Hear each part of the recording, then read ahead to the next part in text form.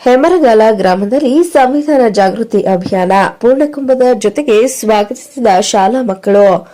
ಸಮಾಜ ಕಲ್ಯಾಣ ಇಲಾಖೆಯ ವತಿಯಿಂದ ಹಮ್ಮಿಕೊಳ್ಳಲಾಗಿದ್ದ ಸಂವಿಧಾನ ಜಾಗೃತ ಅಭಿಯಾನ ರಥವನ್ನು ಹೆಮ್ಮರಗಾಲ ಗ್ರಾಮ ಪಂಚಾಯಿತಿ ಅಧ್ಯಕ್ಷರು, ಸದಸ್ಯರು ಹಾಗೂ ಅಭಿವೃದ್ಧಿ ಅಧಿಕಾರಿಗಳು ಮತ್ತು ಶಾಲಾ ಶಿಕ್ಷಕರು ಮಕ್ಕಳು ಪೂರ್ಣಕುಂಭದ ಜೊತೆಗೆ ಸ್ವಾಗತಿಸಿದರು.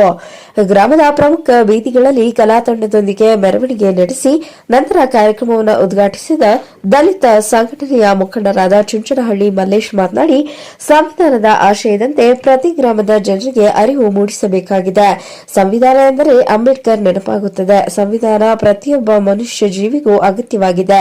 ಹಕ್ಕುಗಳನ್ನು ನೀಡಿದ ಆದರೆ ವಿದ್ಯಾವಂತರು, ಉದ್ಯೋಗಿಗಳು ಹಾಗೂ ಶ್ರೀಮಂತರು ಸಂವಿಧಾನದ ಆಶಯದಂತೆ ನಡೆಯುತ್ತಾರೆ ಎಂಬುದು ಪ್ರಶ್ನೆಯಾಗಿದೆ. ಪ್ರಾಣಿ ಪಕ್ಷಿಗಳಿಗೂ ಜೀವಿಸುವ ಹಕ್ಕು, ಮರ ಗಿಡ ಸಂರಕ್ಷಣೆಗೆ ಸಂವಿಧಾನದ ಹಕ್ಕು ನೀಡಿದೆ. ಸಂವಿಧಾನದಲ್ಲಿ ಸ್ವಾತಂತ್ರ್ಯ, ಭಾತೃತ್ವ, ಸ್ವಾಭಿಮಾನ, ಸಹಬಾಳ್ವೆ ಅಂಶಗಳು ಅಡಕವಾಗಿದೆ ಎಂದು ತಿಳಿಸಿದರು. ನಾವು ಜಾಗೃತಿಯನ್ನ ನಾವು ಜನರು ಮೂಡಿಸಬೇಕಾಗಿದೆ ನಮ್ಮನ್ನು ಆಳುವ ವರ್ಗಗಳಿಗೆ. ಹಾಗಾಗಿ ಇವತ್ತು ಶಾಲಾ ಮಕ್ಕಳಿಗಿಂತ ಹೆಚ್ಚಾಗಿ ಜನಸಾಮಾನ್ಯರಲ್ಲಿ ಸೇರ್ಬೇಕಾಗಿತ್ತು.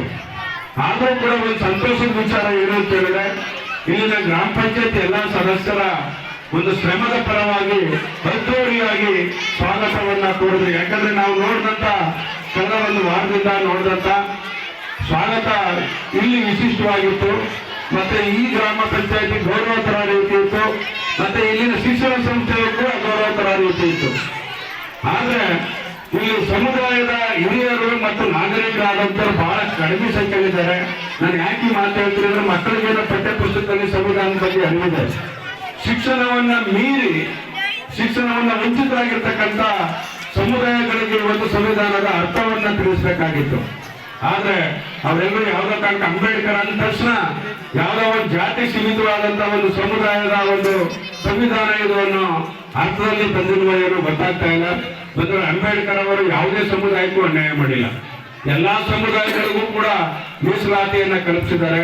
ನಾನು ಸರಳವಾಗಿ ಹೇಳೋದಾದ್ರೆ, ಸಂವಿಧಾನದಲ್ಲಿ ಒಂದು 100 ರೂಪಾಯಿ ಇದ್ರೆ ಪರಿಶಿಷ್ಟ ಜಾತಿ ಪರಿಶಿಷ್ಟ ವರ್ಗದವರು 17 ರೂಪಾಯಿ ಕೊಟ್ಟಿದ್ದಾರೆ.